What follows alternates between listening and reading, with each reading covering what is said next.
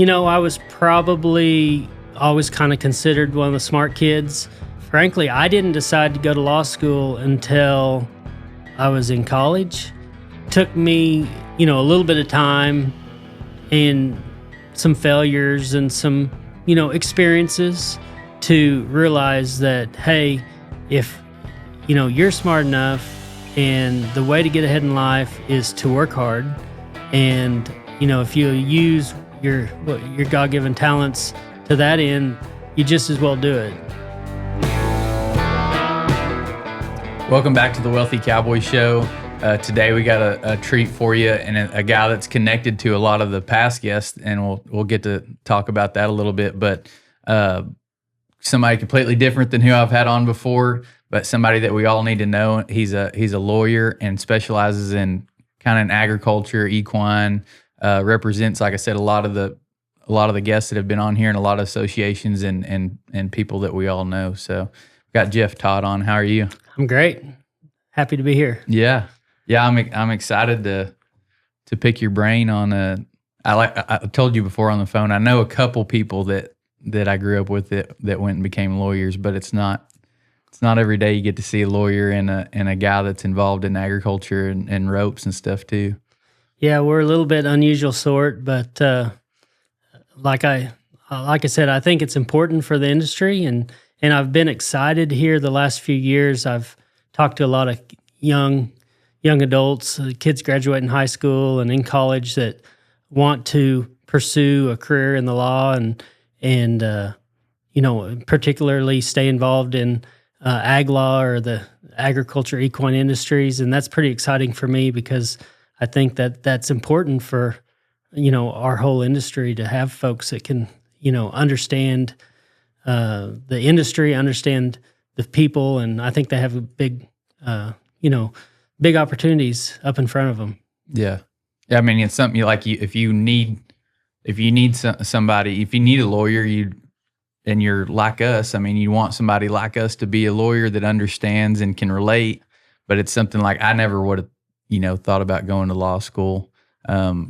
It's like you said, it's good to raise some awareness about it, that it is an option and that you can do it, while still being attached to this industry and stuff. Yeah.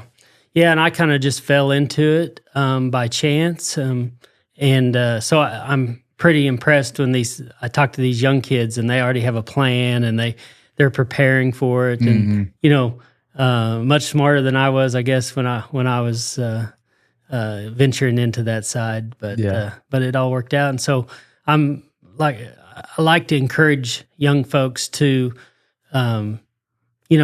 set high goals, and whether that's, going to be a professional, going to be a veterinarian, go be a lawyer, go be an engineer, or go get into the industry in another way. Mm-hmm. But I like to tell folks, set a high goal and go try to achieve it, because it's really not that hard. Yeah.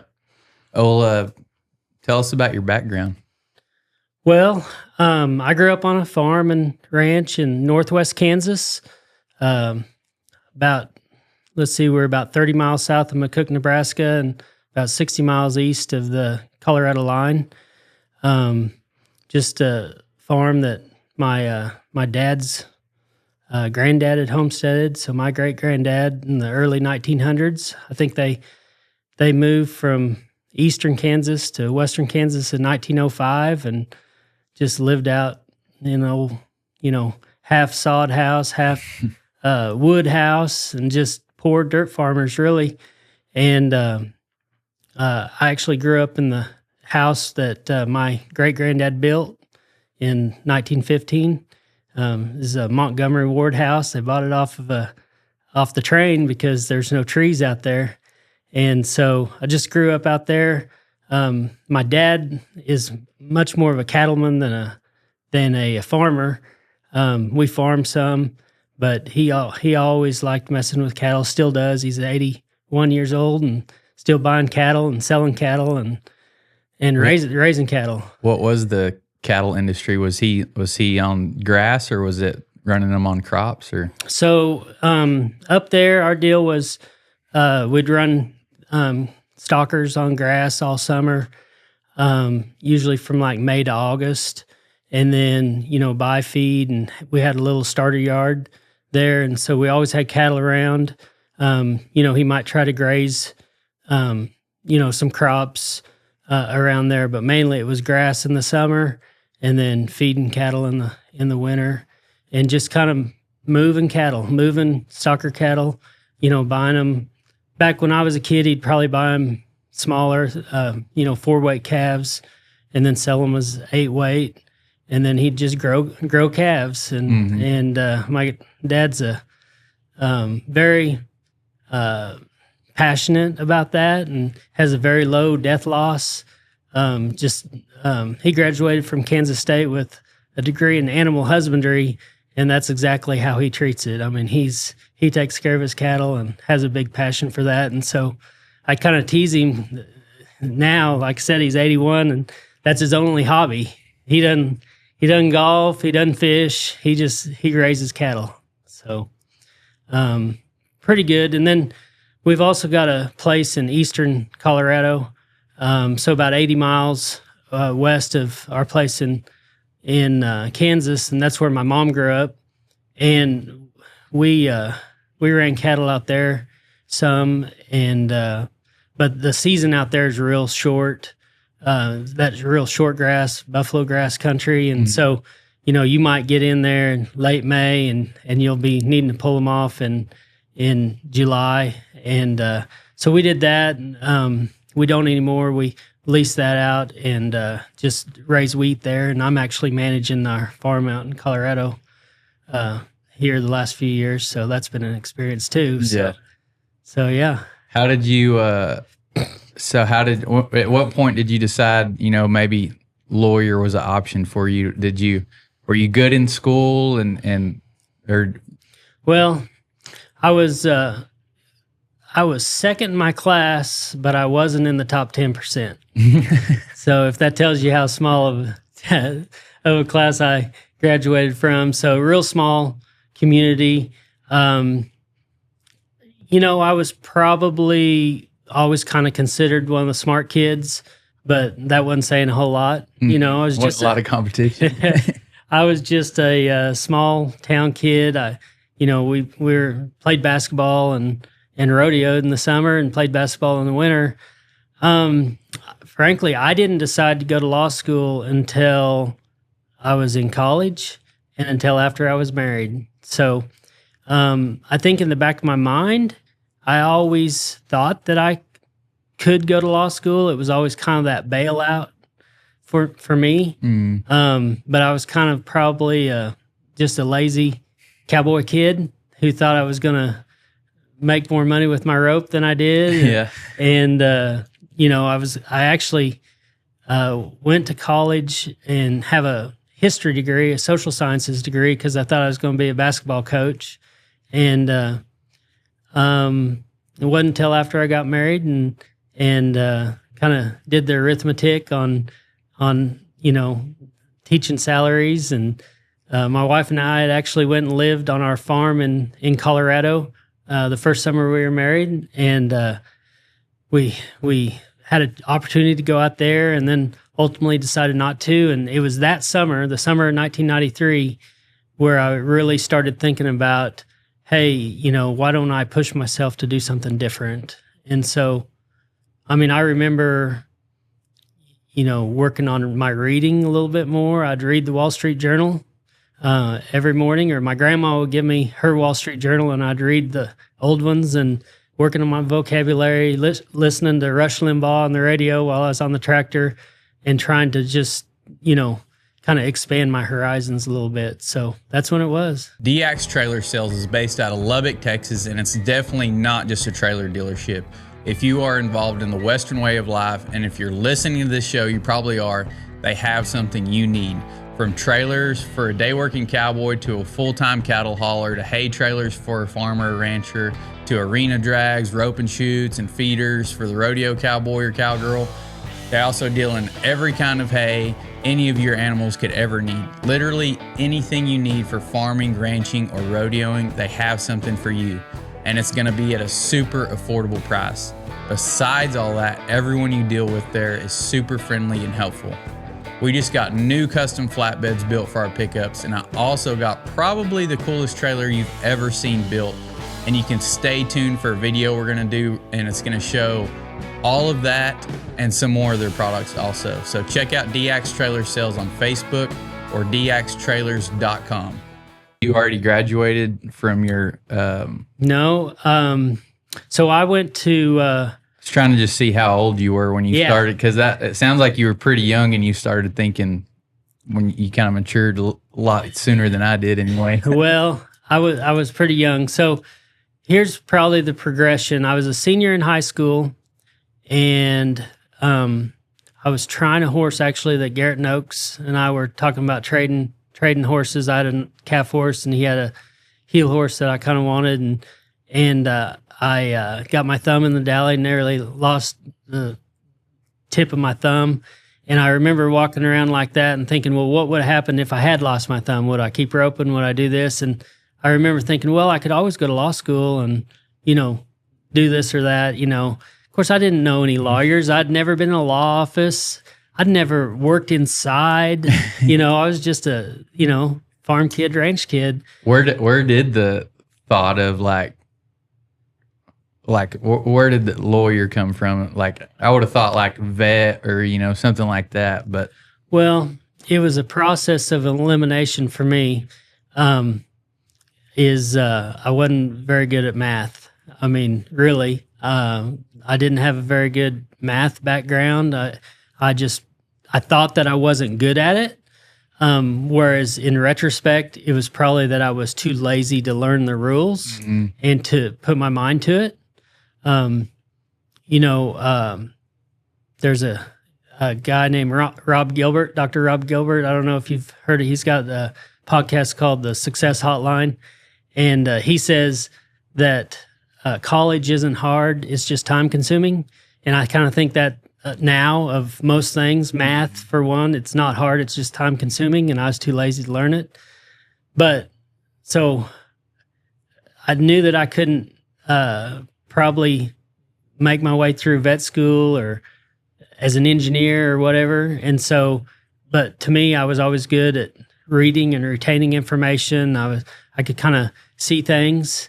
I could remember things that I read, and I liked kind of history and being able to go through that process. So were you already a good communicator? And well, I don't know if I've ever been a good communicator. They tell you the first day of law school when they have orientation, they say most lawyers aren't good speakers because the good speakers are either preachers or car dealers. And so, but I wasn't scared to speak. I mean, and that kind of goes back to being in a small town, growing up through 4-H, doing demonstrations, doing your talks in 4-H.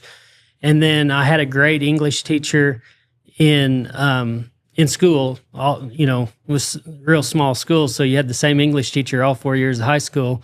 And Mrs. Juneman, she we did lots of presentations and speeches and things like that. So it never scared me to talk to other folks. But I think what happened was the progression was once I went on to college, and I went to Northwestern State in Oklahoma and went down there on a rodeo and academic scholarship. So I test pretty well. I was able to, knew that I was probably on the smarter end of the folks, but again, my work ethic wasn't really there. So I did fine, made A's and B's and just kind of breezed along. But probably really when I met my wife and we started dating towards the end of my freshman year, and then got married at the end of our sophomore year, I guess. And then that would have been it. We got married in 1992 in August, and then that next summer was when we were in Colorado. So it was kind of through that progression, and it kind of helps to be a kind of a poor college married, guy that. I teased my wife that I knew she had a high standard of living.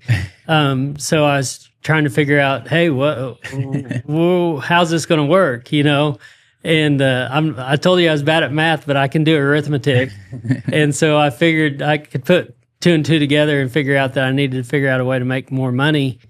And, the options for us was go run that place in Colorado, go live out on the high plains and, suffer through some tough winters. And it's still been tough. I mean, farming's hard out there. I mean, it's not an easy way to make a living.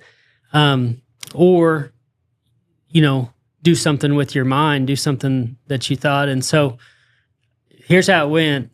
I went through that summer. I bought an LSAT book, the test that you have to take, the law school exam.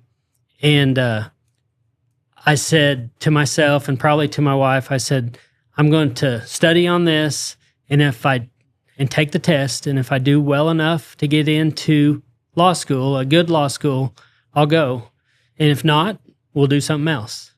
I mean, I had enough confidence in myself that I knew I could be successful, doing a lot of different things. Wherever you applied yourself. Yeah, exactly. But I'd somewhere in that period of being married, becoming more responsible, figuring out that, if you decided to do hard things and that you could push yourself along. Yeah. And so that's what I did. That sounds very similar to me. I went to college, I actually went pre-vet. And just because that's why I was asking how you got lawyer, because I was like, I need to make some money, and I wanted to rodeo, and I wanted to be, somewhat involved with agriculture still. And so I was like, oh, vets make a lot of money, And then they're like, well, you got to go to school a long time. I'm like, well, I've been in school my whole life, so it's not going to be a big deal.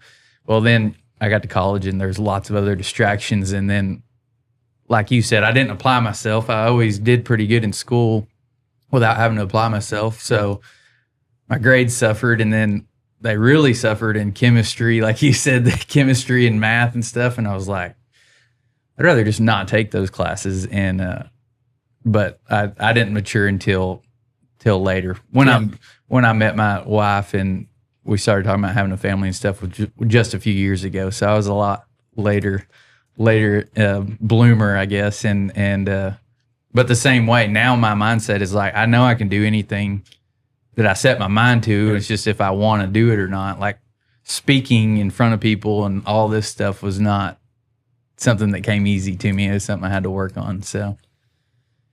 Yeah, it's amazing how those women can influence you, especially a good woman. So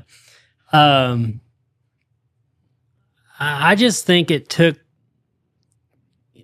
me, a little bit of time and some failures and some, experiences to realize that, hey, if, you're smart enough and the way to get ahead in life is to work hard. And, if you use your God-given talents to that end, you just as well do it. And I had there was no other ag people that I knew of that went to law school. It was completely foreign. I mean, I in fact remember being at the college rodeo in Guyman, and I had gotten into law school, and so it would have been probably my senior year that spring, and folks were saying, hey, did you know Junior was going to law school?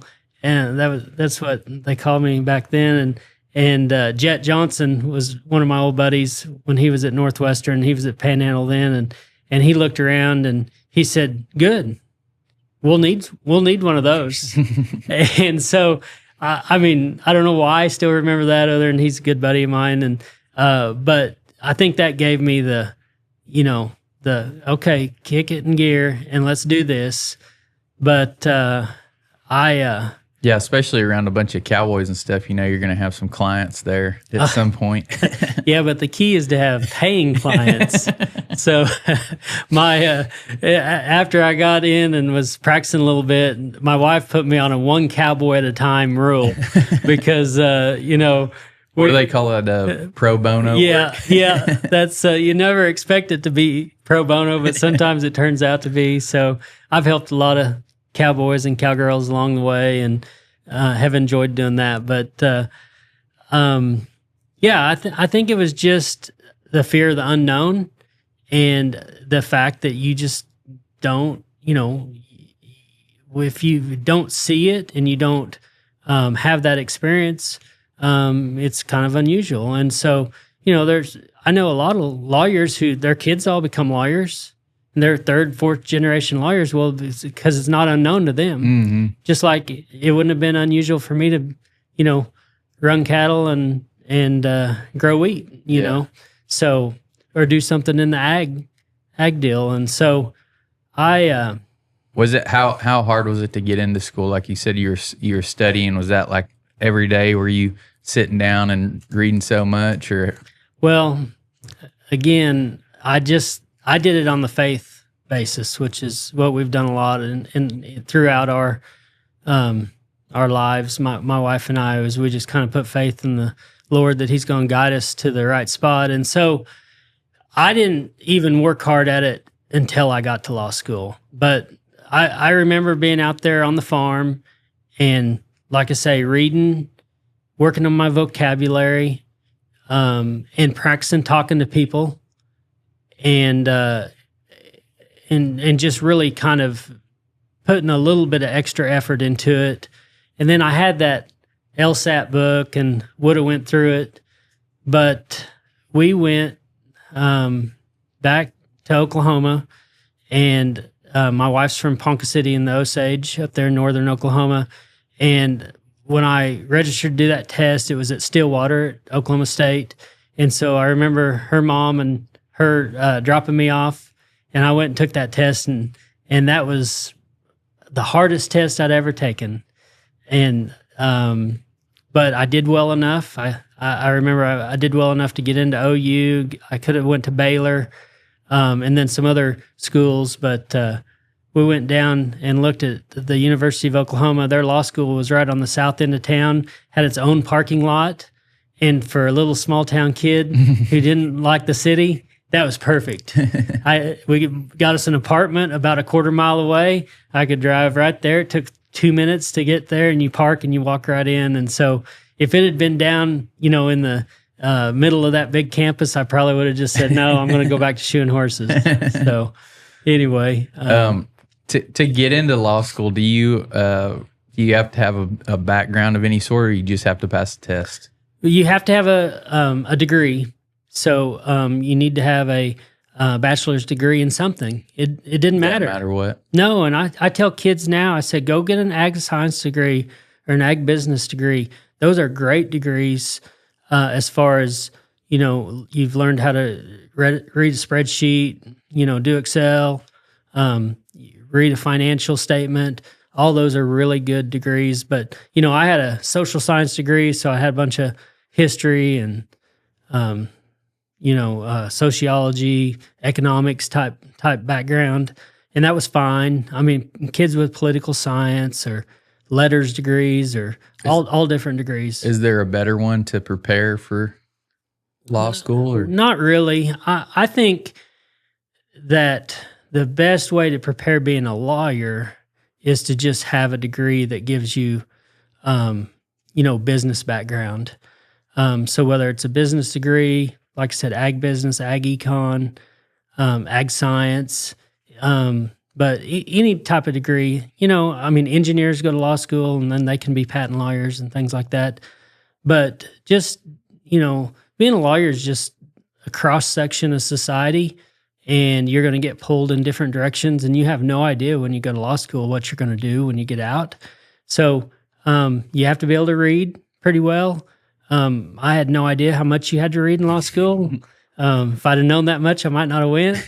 I know my prescription, my eye prescription just flipped after my first year of law school because I read a lot more than I had ever read before. So, no, I mean, I think you just go get a degree, and you need to do well, because to get into law school, they'll take a combination of that LSAT score and your GPA, and they'll blend that.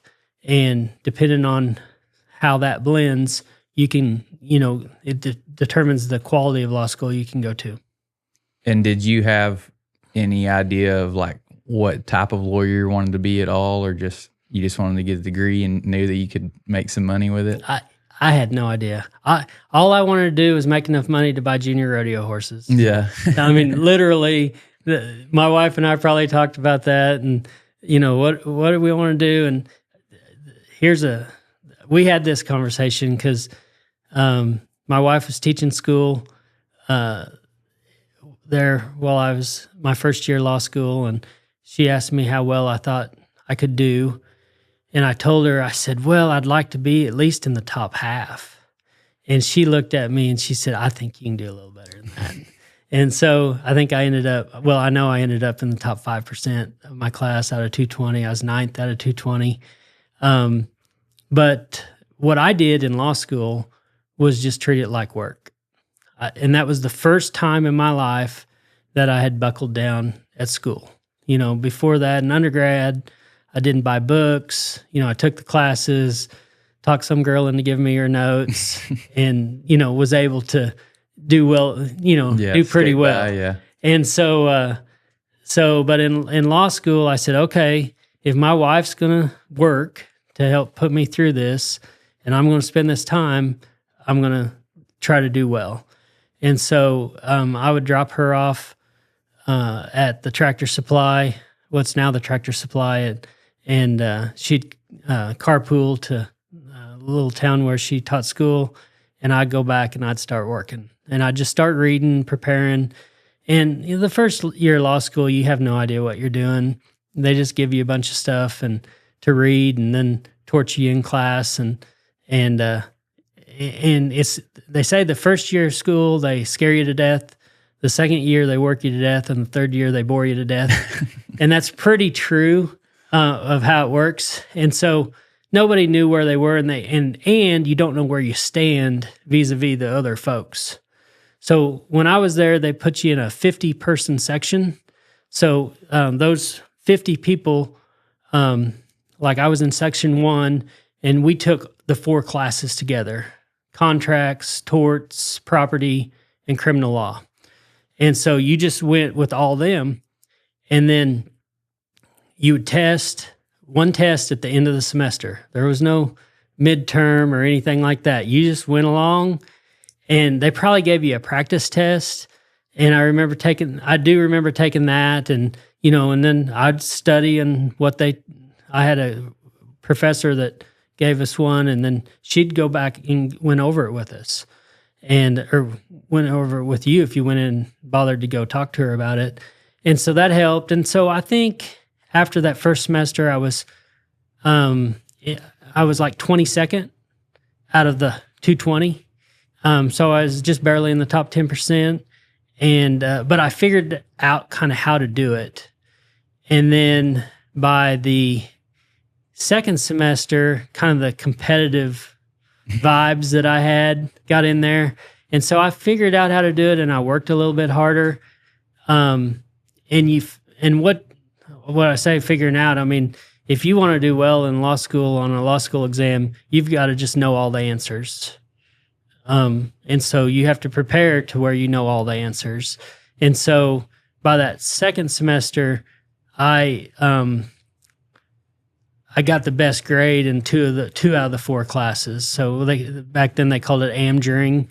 So, and which is kind of a big deal because, rodeo background, you'll appreciate this because you go, everybody takes their exams, all the sections, and every section will get an amjur. So the person who scored the best in that class, and they put them on a board. And so they'll have contracts 2, torts 2, criminal procedure and property 2, and you'll be up there. And I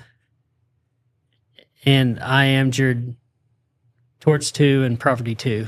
So when you get there, that's just like winning some ropings. Now your name's in the sports news. Build some confidence. Yeah, and people know. And that's where you know where you kind of stand, because it's kind of the same folks that are up there, Mm-hmm. and you just kind of figure out how to do it, and your competitive juices get involved, and you start studying with those other folks that are taking it real seriously. And so, yeah, that's kind of how we did it. And I'm sure it's like, if you don't only taking one test, like, you're not going to know that you're way behind until like it's too late, basically. Like, you were having to work on it every day and just be consistent and know that you're on the right path. Let's be honest, ordering custom merch is way harder than it should be. You get some random sales rep who thinks ag is short for aggressive. They slap your logo on a boxy tee no one wants, or the same cap that your competitor has, and then hit you with surprise charges for artwork, setup, and who knows what else. That's why I've been working with Brand Cowboy. They actually live in the ag, western, and outdoor world. No artwork fees, no setup fees, and they know what looks good because they're part of the culture. They're not faking it from an embroidery shop in the big city or screen printing shirts in their brother-in-law's garage. We're even building Wealthy Cowboy Show merch with them right now, and it's been awesome. They made it easy, fast, and actually fun. And if you want more than logos on blanks, they've got full cut and sew capabilities, built from scratch, custom fabrics just for your brand. Private labeling inside and out. Head to brandcowboy.com and book a call. Mention Crockett and get a free 30-minute consultation on how you can build merchandise that your customers will actually want to wear, and at such a high quality you could offer it for sale no matter what industry you're in. Brand Cowboy, made for you, made for your brand. You had to keep up, and then you had to take good notes, and then you had to, what I always tell people, you had to separate the wheat from the chaff, because you read all this stuff, and this is key, and this is what makes you successful in practicing law is knowing what's important. And so you know, they'll give you 30 pages to read, and there's only 3 points that they want you to learn out of that 30-page case or whatever. And so if you can get those 3 points, then you don't have to read it anymore. Yeah.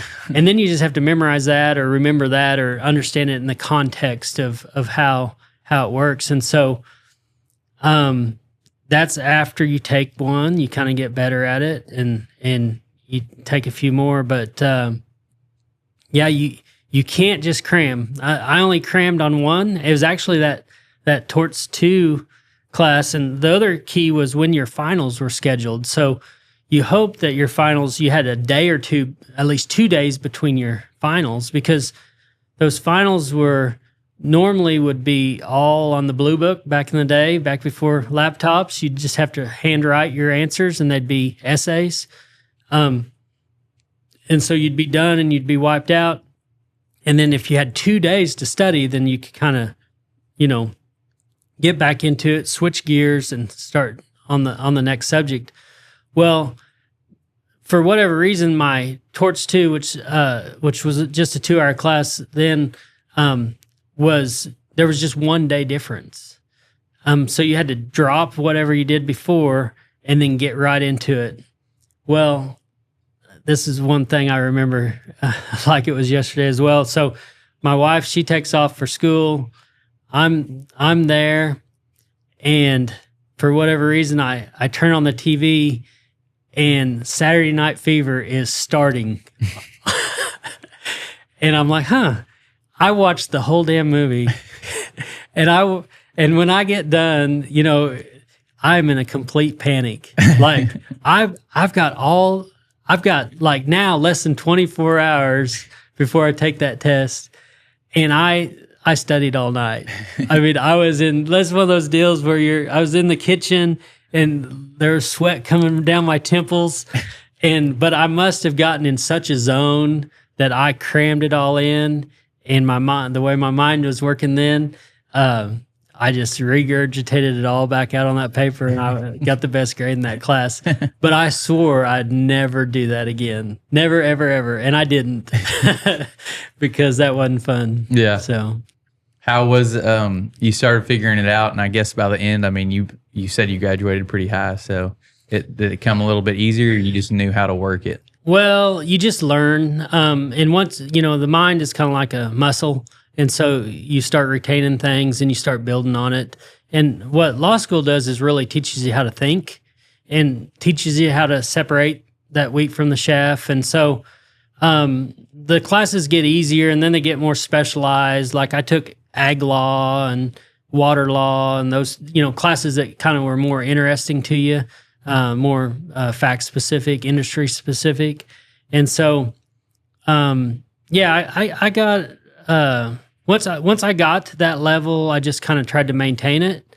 Life happened. We had our oldest son, during law school and you just kind of get to rolling. And then your second year of law school, you start interviewing for jobs. And so I was high enough up that I had, I interviewed down here in Dallas at some firms and interviewed in Amarillo and Tulsa and Oklahoma City. And actually, I almost would have come to Dallas. I came down and interviewed at a firm called Worsham Forsyth, and not a very big firm, like 80 lawyers, downtown Dallas, but real high-end firm. I think they represented Texas utilities all over the state. So pretty kind of high, sophisticated, fancy in my mind. And they liked me because of my background, because they had these cases all over, the state, rural areas, and they really wanted me. Well, I thought. And so I went back and I interviewed at a lot of other places and never heard from them. And so I ended up, took a couple offers at the two biggest firms in Oklahoma City. And then I got a call from the head recruiter there at Worsham. And she said, "Hey, what, had you make a decision on your offer?" And I said, "What offer? I didn't get an offer." And their offer had got lost in the mail. And I think it was clearly God just saying, "I don't want you to go to Dallas," because I probably would have been intrigued enough by them. I remember just being so impressed with how fancy they were.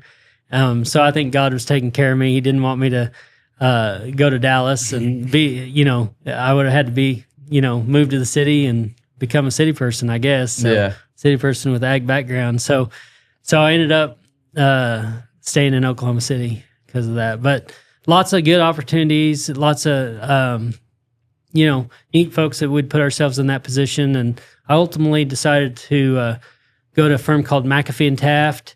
They were, at that time, I graduated in 97. They were the second biggest firm in the state of Oklahoma. They had about 75 lawyers. And then I've been there ever since. Really, now they have about 185 lawyers. They're the largest firm in the state, and it's been a great place to work. So that's what I was gonna ask you. I mean, you've already kind of said that, but what it's like getting a job, but you got people basically trying to recruit people out of law school. I mean, it's not hard to get a job, I guess, whenever you get your degree. Normally so. I mean, it's kind of a trick, and I tell people not to get too wound up over it, because I had, in my friend group, we were at all different levels. I was, high up as far as class rank. I had some other friends who were more in the middle, top third, something like that. And so the big firms will come through and they'll pluck the kids who've done the best in law school. And that's kind of, and law students get real revved up over this, and it kind of messes with them as far as their confidence sometimes, because they're like, "Oh, I didn't do good enough in law school, so that must mean I'm not going to be a very good lawyer." And that's not true. I mean, the big firms have a method of what they want to do, and the way they sift folks is based on how well they do in law school. And there's something to that, because those are the kids who've probably worked the hardest and, have done well. But of my friend group, I mean, I had folks that have graduated in the middle of their class. They might have taken a little bit of time to find jobs or kind of went through a few jobs. But by and large, they're all very successful, very good lawyers. One of my very best friends is general counsel for Mercy, the health group. They fly her around all over. Another friend kind of struggled around a little bit. she ended up on the West Coast, and now she owns her own firm in Portland, Oregon, and she kicks butt there, makes a lot more money than I do. And, everyone finds their way. And, I have friends that went and worked for the Department of Ag in Oklahoma, the Oklahoma Department of Ag, and now are very successful lobbyists. I have other friends that, went back to their family farm or their feed yards and different things like that. I have friends that are judges. And so the nice thing about having a law degree is it gives you a lot of added value. It's like a trade. You have to go to law school, then you have to pass the bar, which is a whole nother thing. But then once you've passed the bar, unless you really screw up, you've got an avenue of being able to make money and to work as long as you're capable and do the right things. And so it's, kind of like being a plumber or electrician, you have a direct source to that. So everybody that I was involved in has went out and done well, and it takes longer for some than others, especially back in the 90s. And I've heard different things. The law business has been real hot the last few years, and so probably everyone's getting jobs. And then I've heard that the job market's kind of tightened up a little bit here in the last year or so. But if you get out, you'll do fine. Did you go to school with anybody that just got out and started their own practice, or can you do something like that? You can. It's they've got a lot bigger balls than me. You can do it. I did have some friends that did it, and it's just hard because getting out of law school just means that you're now licensed to practice law, and they call it practice for a reason, because you've got to now learn how to do it. And they don't teach you necessarily how to do it in law school, whether it's, going to court, whether it's, getting someone off a DUI or filing a lawsuit. They don't teach you. I mean, they teach you some of the basics, but you don't know how to do it when you get out. So you have to have a lot of personal stamina and kind of just wherewithal to start.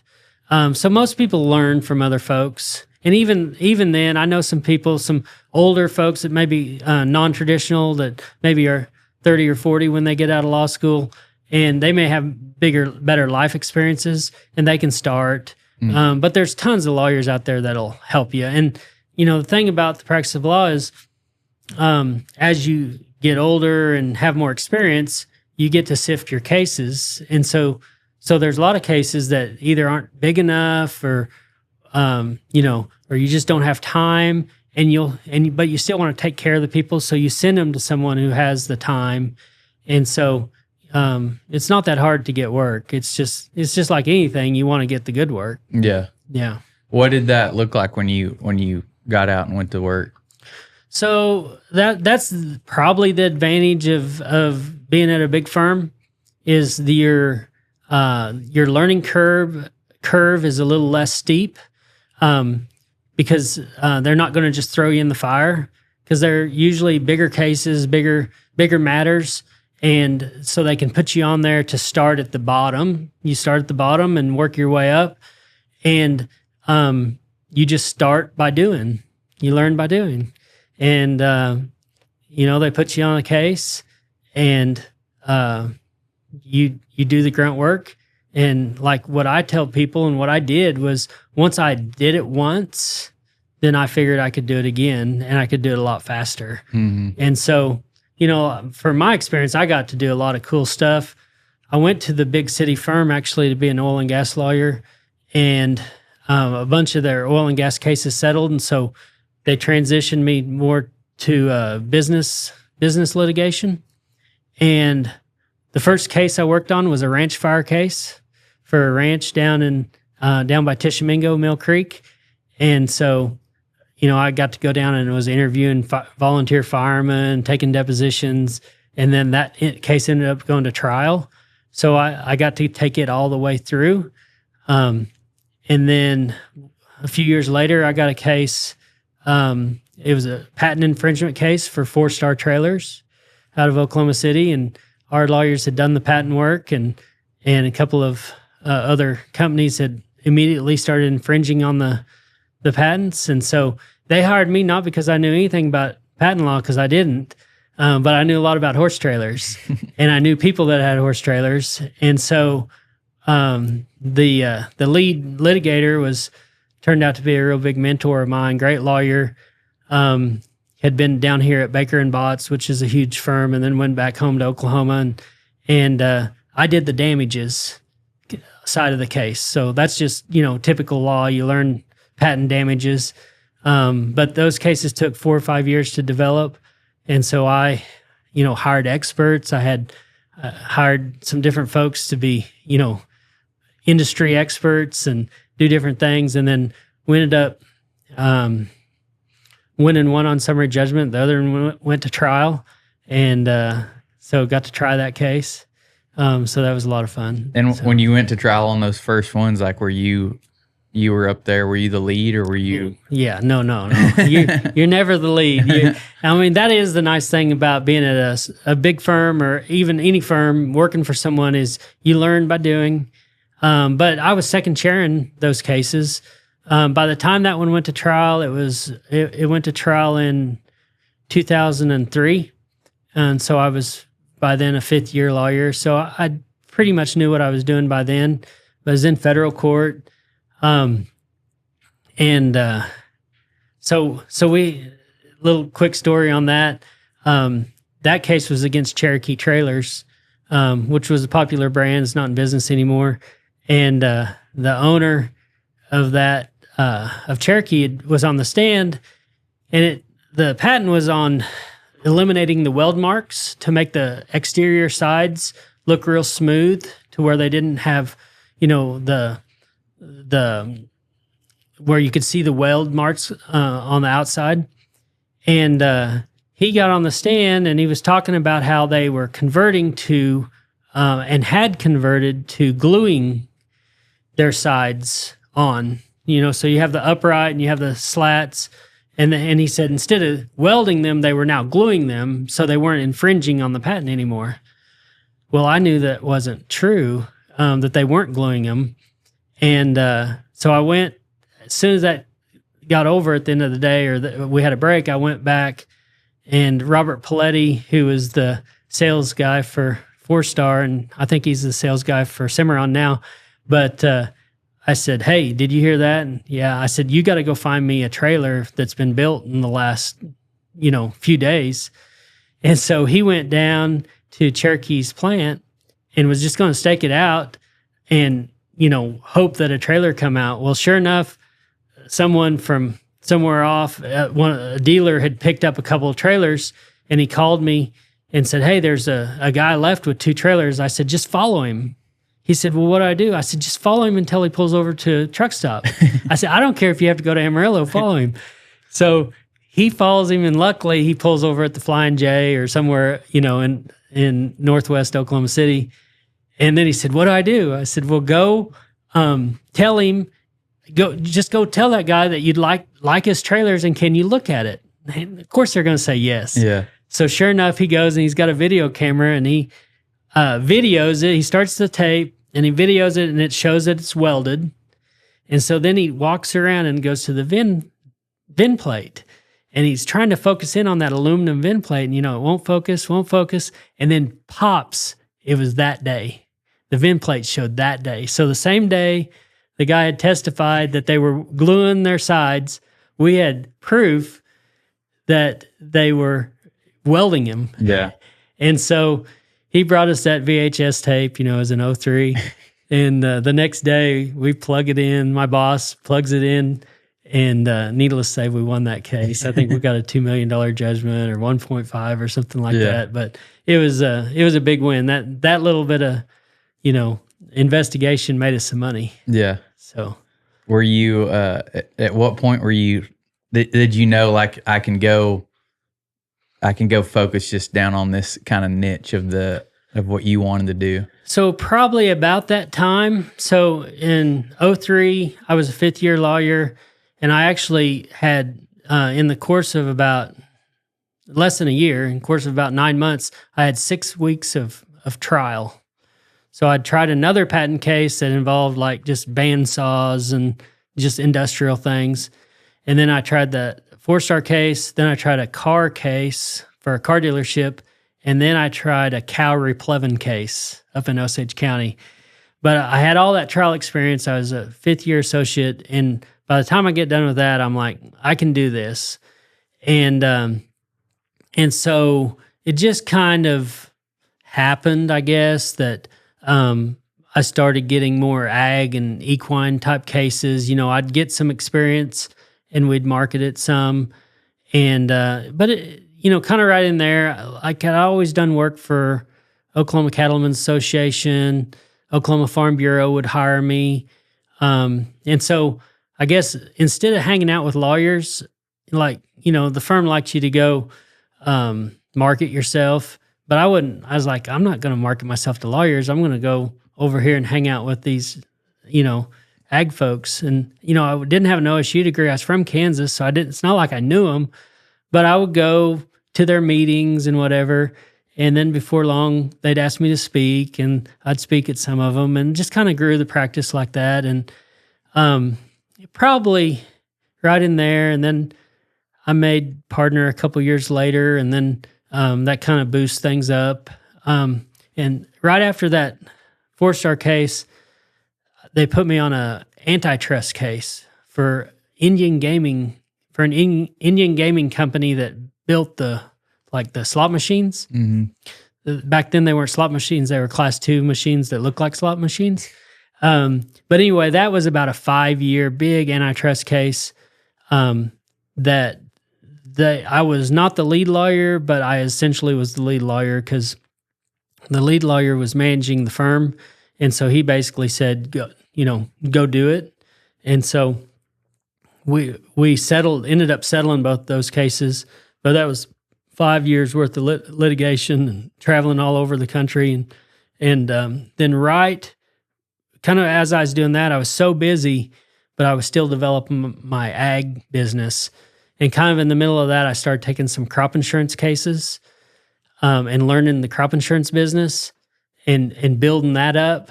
And so by the time those cases settled, I it seemed like an avalanche of just ag cases came my way. And so pretty much after that, probably after about 10, 12 years of practice, it just almost became total agriculture work. So... Yeah, and that's what I was going to ask you is and you basically said that of how you get that work. You're going out and just being seen and known. I mean, that would be before social media or anything. You're just kind of getting out there and meeting people. Are you tired of paying record high bull prices only to watch your new purchases damage themselves or your things, or even worse, stand in the shade and melt? 100th Meridian Ranching's bull leasing program offers a cost-efficient way to get your cows bred and creates more flexibility for you 9 months out of the year. With over 400 Black Angus, Red Angus, and Charolais bulls in inventory that are in range-ready, working condition, this could be the solution for you. Check out 100th Meridian Ranching on Facebook or Instagram, 100thmeridianranching.com, or give Lane a call to discuss more, 325-226-5240.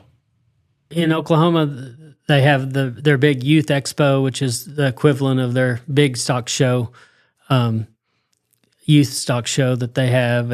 And so they have an organization called the Sirloin Club, which is a group that just meets a couple times a year. But it's the business owners and the various folks around Oklahoma that are interested in ag, and they get together a couple times a year. And so I started going to those. And a friend of mine named Justin Whitefield, who I went to law school with, and he was a big ag guy. He actually ran the Sirloin Club, ran the Youth Expo, and he was a big lobbyist. So he kind of joked. He's like, "You're the real lawyer. I'm just over here selling stuff." And so he would, when I'd walk in, again, I don't have the OSU degree, which is very helpful. Mm-hmm. It's just like down here, if you want to, the A&M folks and the tech folks, they all stick together.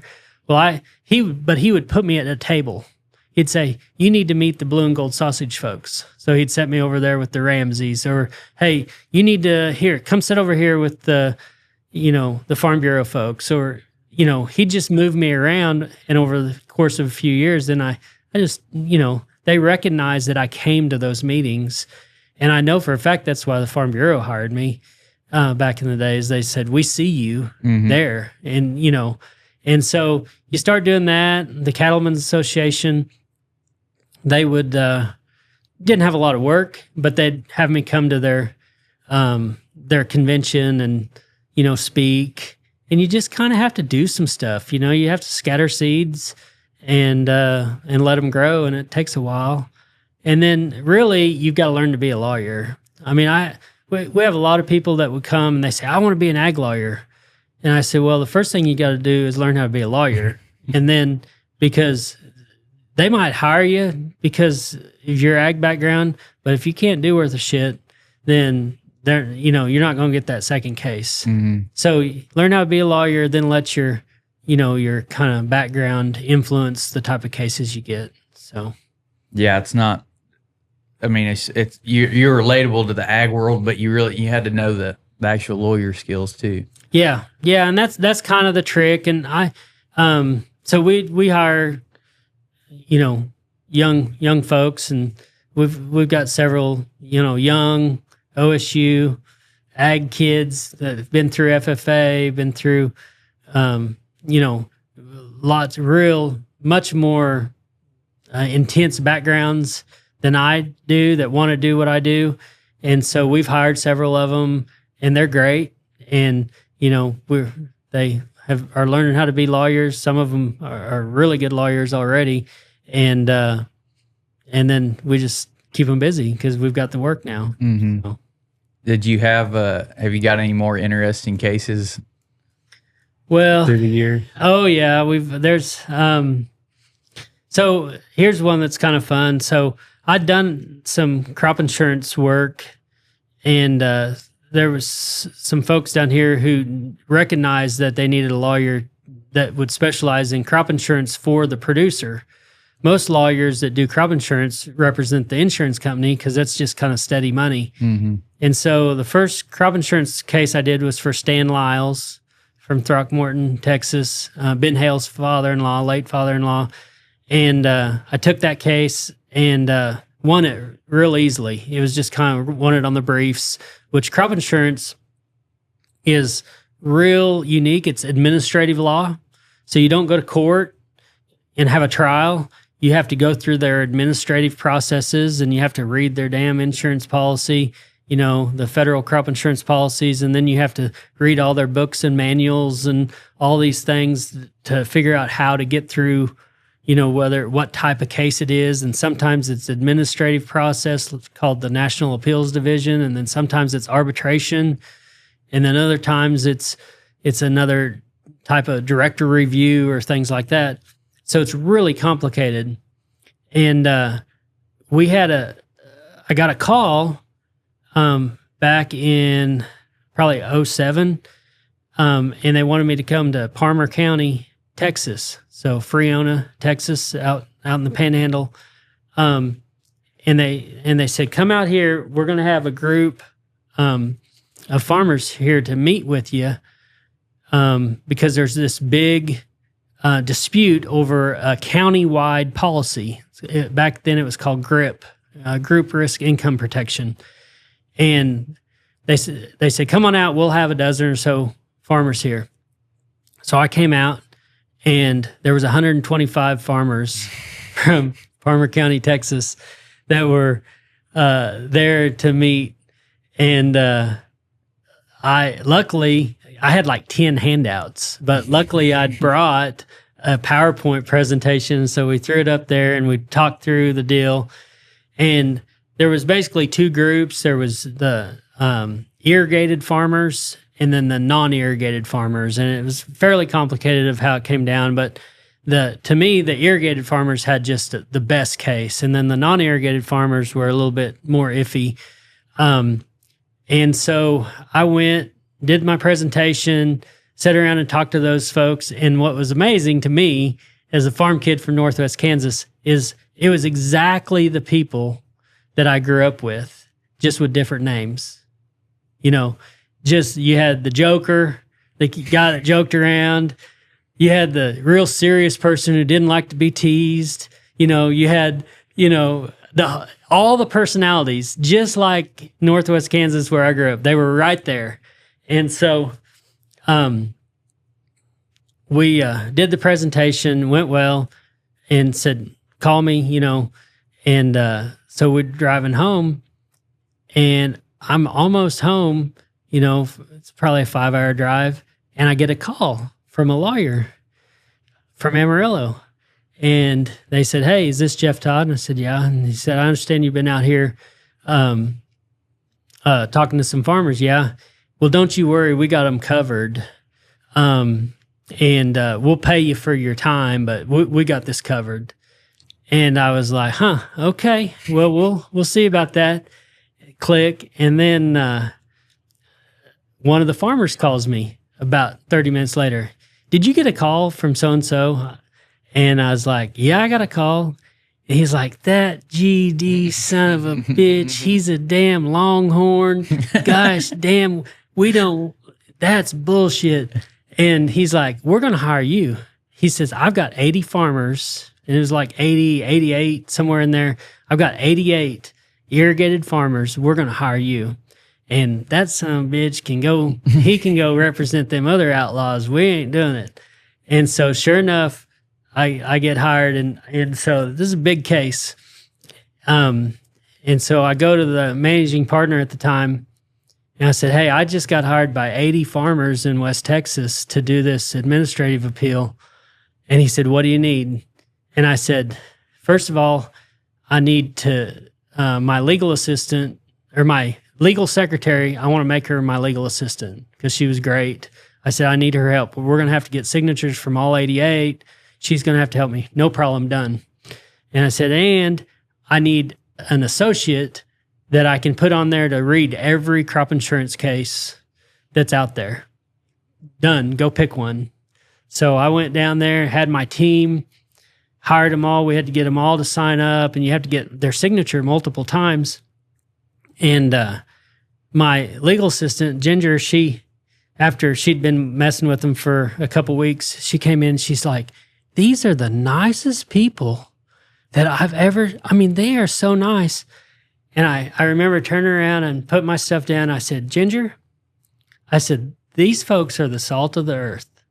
I said, when we get done here, you'll be able to vacation in Palmer County, Texas, and never stay in a hotel.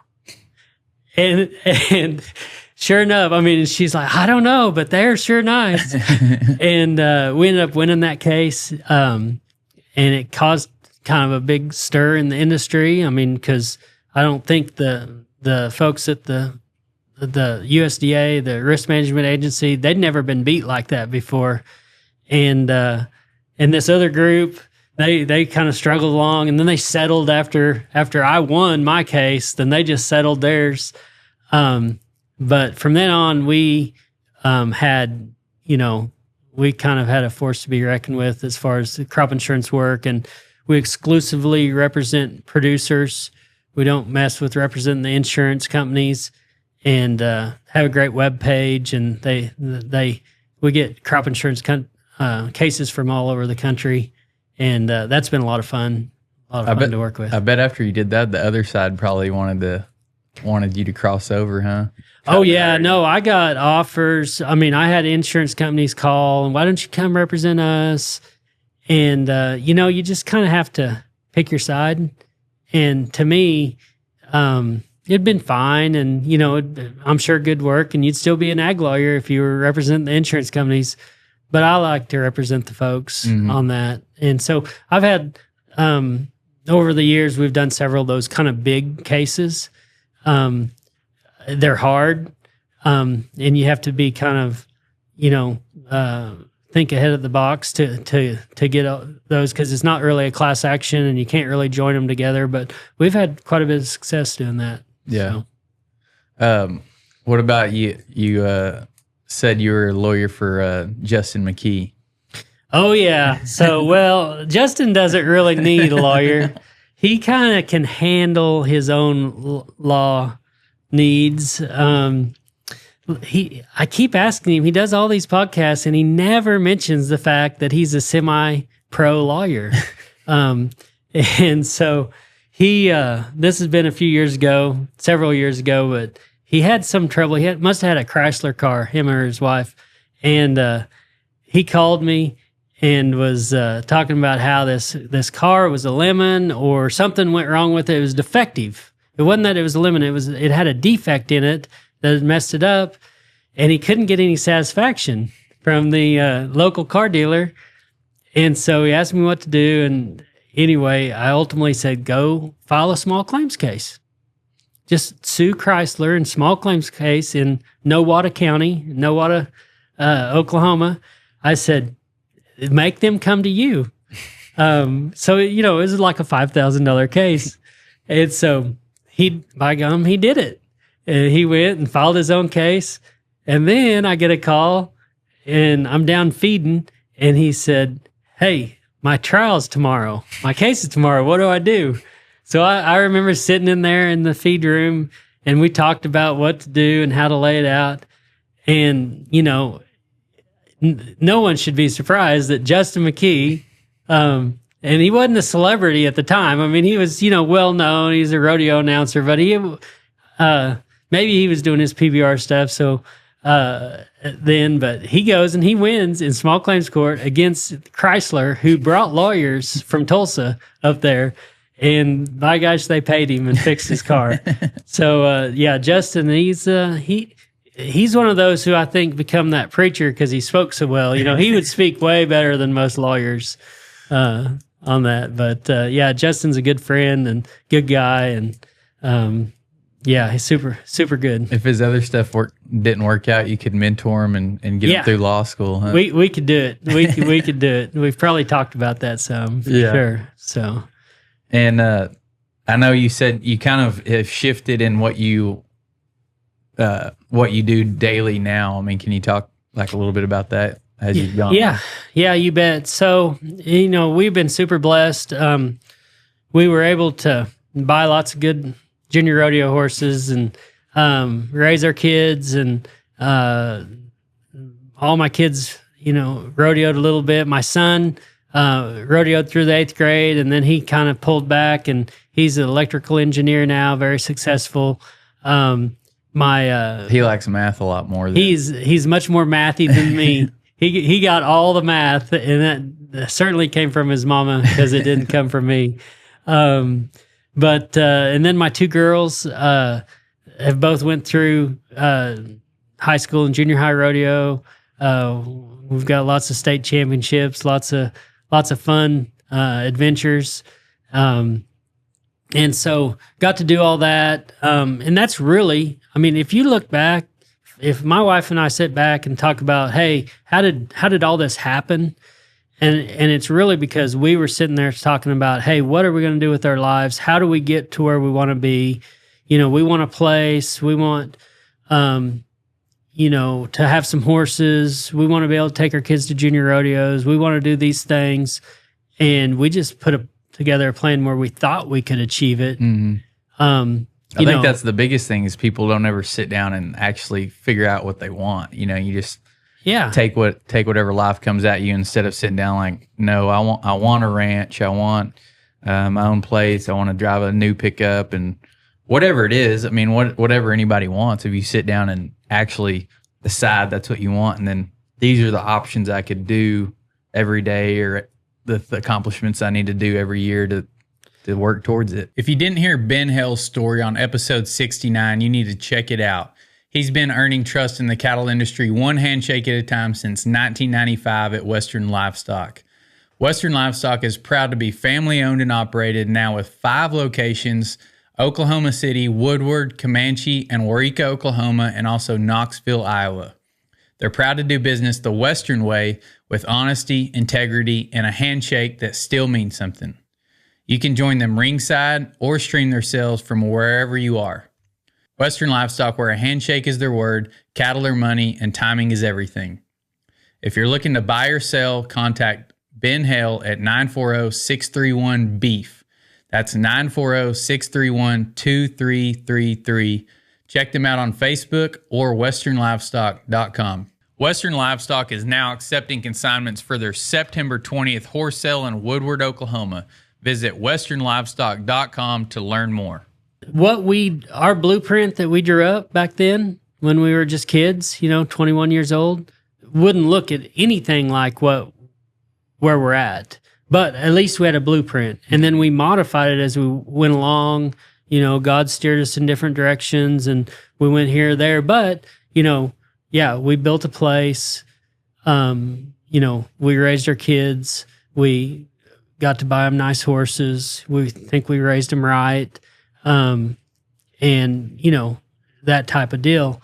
And then you just kind of keep modifying your plans. And so in 2021, so we're coming off of COVID, my practice still is doing great, just growing, hiring young folks.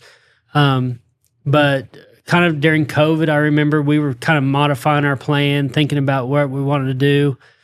And my mind was, by the time I turn 55, I want to be able to go in a different direction, whatever that might be. It could have been a lot of different things. Maybe, I've probably had an opportunity to been involved or run the NRHA or an equine association or go back and do something different. But I was kind of just seeing that I needed to transition. There's more to life than this. And I think it's you got to be real cautious as a lawyer, especially a successful lawyer, is not to drink your Kool-Aid, be drinking your Kool-Aid too much and think it's all about you, because it really isn't. I mean, it's about your clients. It's about you doing a job. And then ultimately, lawyers come and go. And so, but I was real cautious about what I'd built and proud of what I'd built. And so that was, I was looking in my mind, I was a short-termer trying to figure out what to do. Well, little did I know that in 2021, I'm at a World Series team roping, chatting with, one of my partners, and he just out of the blue says, "Hey, had you ever thought about, or would you ever think about coming to Ardmore and running my family's companies?" And it was Dave Dobby, a super good friend of mine. And I said, no, I'd never thought of it. And he said, well, would you be interested? And I said, well, I respect your dad too much not to come and talk to you.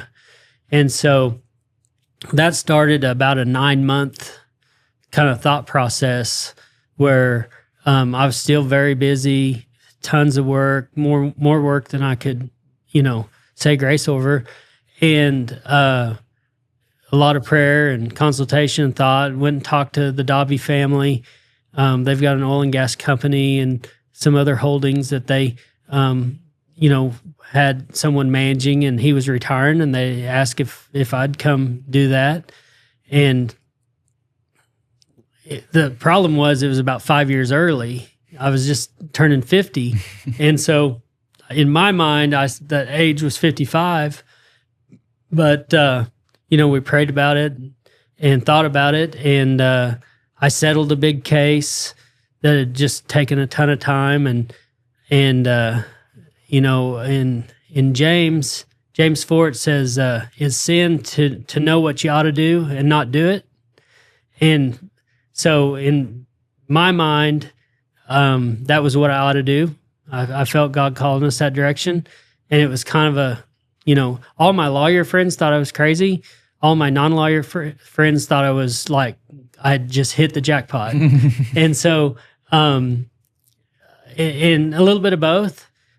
So I told the firm that I was going to transition and go work for this great family that has a big ranch, has an oil company, has is respected across the state, across the region, and so but I said I needed to stay till the end of the year. I think I told them in May or June, and I stayed 6 months, and I had to try a case. I tried my last condemnation case, eminent domain case for a farm family, got a big verdict. Tried my last crop insurance case in Indiana, arbitration, won that, closed out some other things, and then just handed this practice over to my young kids that I was building up. And then the firm, before I left, they said, we're not going to let you leave. And I said, what do you mean? And so they asked me to stay on as of counsel. So they're basically, I gave up being a shareholder. I'm an employee again, but so I'm still an attorney at the firm. The Dobby family was fine with me doing that. Of course, my priorities to them, they're basically my number one client. And then as my clients would still call, I would send them in different directions. I still take care of a few of them, do a little bit of law work on, kind of on the side. I'm really kind of helping these young kids take my practice, and they're doing a great job just taking it, and they're way smarter than me. But just don't have as much gray hair.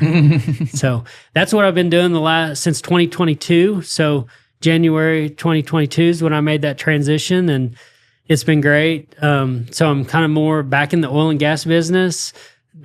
We drill some wells. We've drilled some wells in Wyoming and doing a lot of stuff in Oklahoma, and it's a lot of fun. So kind of making problems instead of solving problems. Still do a little bit of legal work. I do stuff for the NRHA, the NRCHA, kind of more consulting. Try not to do trial work, although I went and helped a horse trainer friend do a small claims case the other day. So anyway, it's just kind of transitioning to Probably that. still always get those calls. I'll get tons of calls, but it's a lot easier to say no. So, I try to take care of folks. I mean, I'm connected enough in the industry that I get a lot of calls, and I know where to send them, and try to take care of them. You want to take care of your friends. I mean, I kind of tell folks there's 4 attributes to being a good lawyer. And the first attribute is, once you're a lawyer, you got to show up. You've got to show up. You got to work hard. You got to be observant, and you have to give a shit. And that give a shit factor is something that me and my buddies at the firm, we'd always talk about as we'd, watch young lawyers come up, and they're all smart.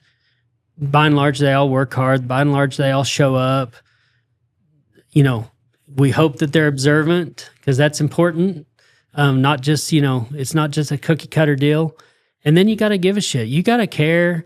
You got to wake up in the middle of the night worrying about your clients and doing things like that. And so, if you care about folks, even if it's not, you're not going to be making the money, you still want to send them in the right direction, get their deal taken care of. Mm-hmm. And I think you'd mentioned are you getting to ranch a little bit more on and take some of that over? Yeah. And again, this is kind of like knowing what you ought to do, even though you don't know why. So I did that in January 2022 is when I made the transition, and my wife and I already had a ranch in Osage County with her brother, kind of the ranch she grew up on in western Osage County. And so I was getting to, running cattle up there with my brother-in-law, although he was doing most of the work. I'd, go help, and we'd talk about it and buy cows and, sell calves and do that type of deal. But then in August of 2023, my brother passed away suddenly, unexpectedly, 3 years older than me. So, 54 years old. And he was a banker up there at home and was managing that farm in Colorado. And that's 6,000 acres, 2,000 acres of summer fallow wheat each year. And I mean, it's quite a bit of stuff going on. And so my dad's 80 years old. He didn't, and so I guess I took on managing that deal. And again, if I'd have been full-time practicing law, I probably wouldn't have had time to do it. But it's been great. We're trying to get the last of our crop in for this year. This will be my second wheat crop, and it's been fun. I've really enjoyed doing that, and it's fun being back involved with the family deal. I went up first to harvest over the 4th, and manage it from afar. But we've got great farmers up there that have taken care of it for a long time, and so yeah, I'm kind of a rancher, farmer, lawyer, oil man. Yeah, split your time a little bit. Yeah, and I get to rope a little bit. Yeah, so that's good. Yeah. I was just talking about that this morning with the guys. Like a big thing for me was like, figure out your perfect day. How do you want your perfect day to be? And then work towards that all the time, whether it's, and yours sounds a lot like mine, like maybe a little bit of business, talking on the phone, doing some deals or something, and then getting to rope or ranch or, something like that. And also spend time and do it with your family. Yeah. So another part of the transition is, I've been trying to, after we got our second place built, because we built a new cool place in Wayne, Oklahoma, and we just love it.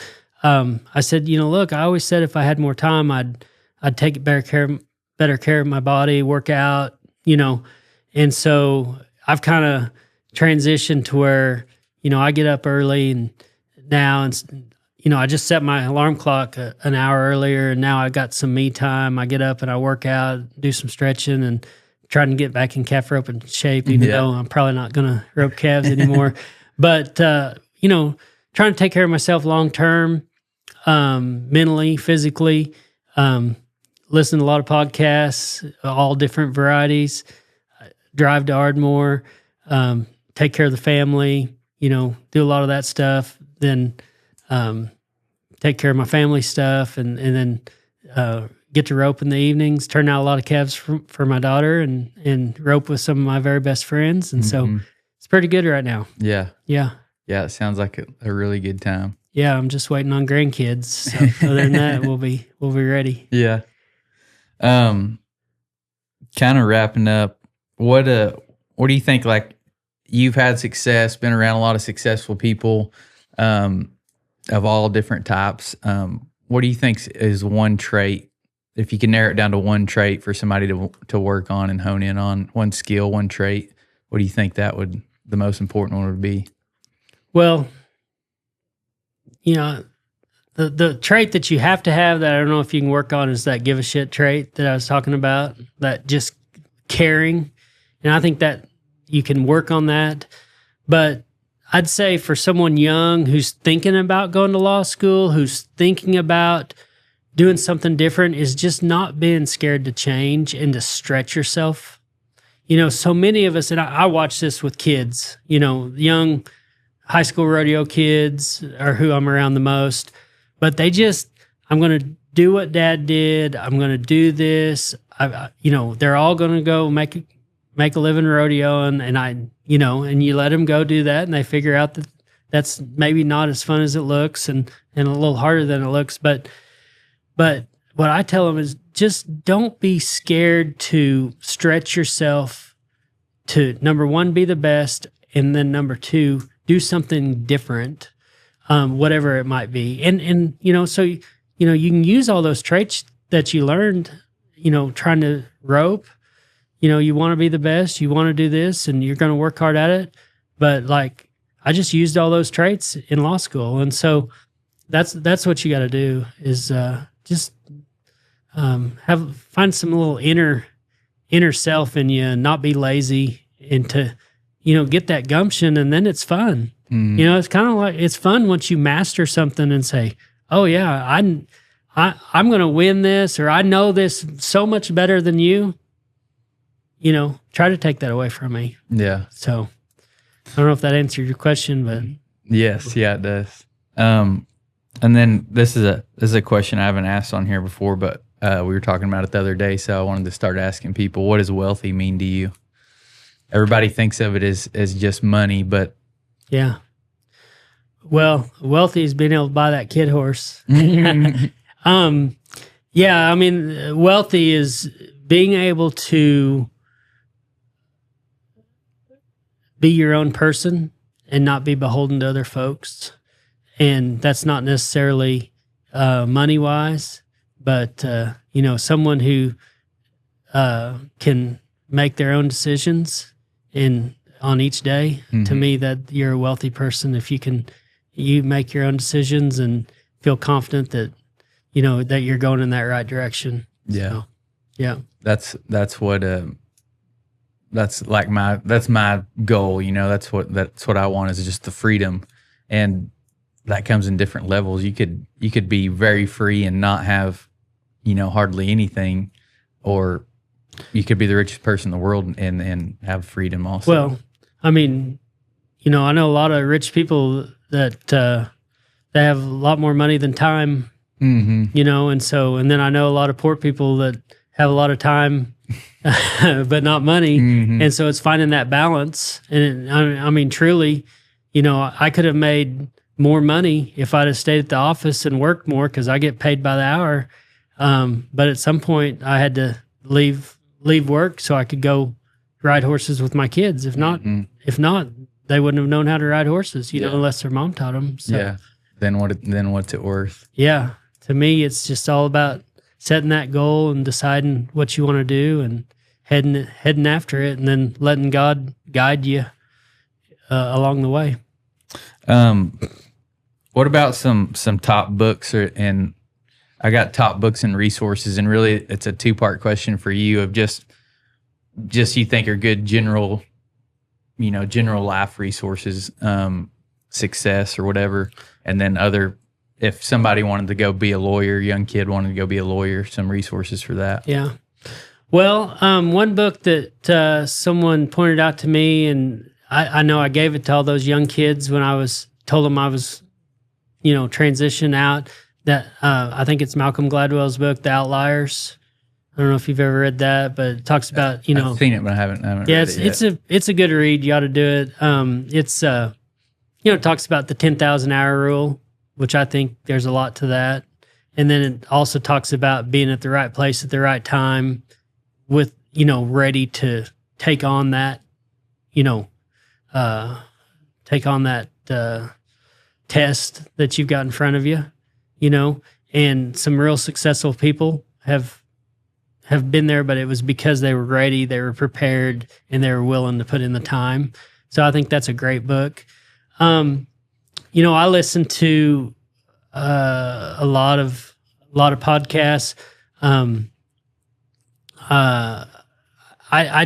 think Zach Sorensen, he has the Hard 90 podcast every morning. I get on there when I'm working out. I listen to his 5-minute podcast, kind of mental sharpness, mental game. I still compete. But I think it applies to roping, just like he's a baseball guy, but it applies to roping, it applies to life. Dr. Rob Gilbert has the Success Hotline. I listen to it every morning. It's 3 or 4 minutes. And then I don't read a lot of books because I read so much during the day. But I listen to a lot of podcasts. I listen to, Megyn Kelly and Joe Rogan, and a little bit of Joe Rogan, some Sean Ryan, and I have several of them that I kind of pick through. I listen to Megyn Kelly for my news, and then these other guys, I kind of see who they've got on and listen to them for different things. So yeah, I think there's so many more resources than if I'd had those in 1990, there's no telling. Hell, I might have been a veterinarian. I could have probably taught myself math. Yeah. The kids, there's a lot of resources out there if they'll use them. Yeah, it's there's not really any excuses anymore. Like, if you want to know something, all you got to do is pull your phone out now. Especially, I use ChatGPT a lot now, and not really search engine as much, but use that a lot, and it drives me crazy when people message me or ask me something. And I'm like, you could have went and found this information yourself. Like, it's so easy to find information. Well, I would go do some research first and then come back and But there's a lot of resources available, and a lot of people have said over there that I've interviewed, and it's like, how'd you learn how to do this? And it's like, Oh, I started on YouTube, whether it was training horses or business or whatever it was, is on, just started watching YouTube videos. There's so much that you can do. I mean, you can be a plumber, you can do all kinds of different things. If you can fix your tractor. I'm not much of a mechanic, but when I am, I get on YouTube and figure out what I need to do. So yeah, there's a ton of stuff there. And I just try to have a routine, really, and go through the steps every day and try to be a good leader with my family and at work and with my people. So that's what we do. How can people get a hold of you? I know you probably don't want people just bothering you with legal questions all the time, but maybe direct them to who they can contact for that, or maybe if somebody wants to be a lawyer or something. Sure. Well, they can Google me, Jeff L. Todd. The McAfee and Taft website will come up, and my contact information's there, and then feel free to email me. There at the McAfee and Taft is jeff.todd@mcafeetaft.com. Just send me an email. I'm on the computer all the time, but yeah, I'm not actively taking on new clients. I've got plenty of good ones and more than I can say grace over, but the firm definitely is, and we've got great young lawyers that know ag, know horses, know crops, can do the deal. And they're I think pretty blessed with a lot of good work too. But if you want to go to law school, if you're wondering how do I do this, I've helped tons of people. I mean, I've never said no to someone who wanted to come shadow me or wanted to ask me questions about, hey, how can I do this or that? Because I think it's important. I think it's important for our industry to have lawyers. I think it's important for this world to have young, rural, ag, conservative kids. And I think that we need to fill that void. And so if they have any plans to do that, I've got lots of other ag lawyer friends who could help too around the country, really, but several here in Texas that'd be more than happy to help guide them along. That might be next pivot point when you want to do something else. Maybe you need to have some kind of pre-law mentorship clinic or something like that. Yeah, maybe something like that. Well, there's lots of opportunities. Yeah, and like I said, I am pretty passionate about getting ag kids to, at least if they have that inkling, to take that next step and go that direction. So yeah, maybe that's a good point. Maybe we ought to start a website and have some type of mentoring. Yeah. Yeah. You've probably seen what Justin's started doing. That's probably, from talking to him about it, seems like it's blown up past what he ever thought it would ever be. Yeah. Just kind of trying to help people. Started out as broadcasting, but it's grown into a lot bigger than that. Yeah, we've talked about that a little bit. It's amazing. Of course, he's a phenomenal person, but I think that's a great idea. So. Okay. Well, y'all, if you're interested, then reach out to them. The young people out there that they don't know what they want to do, or may be interested in going to law school, or if you need legal help, reach out to his team and they'll get you fixed up. We'll see y'all next time.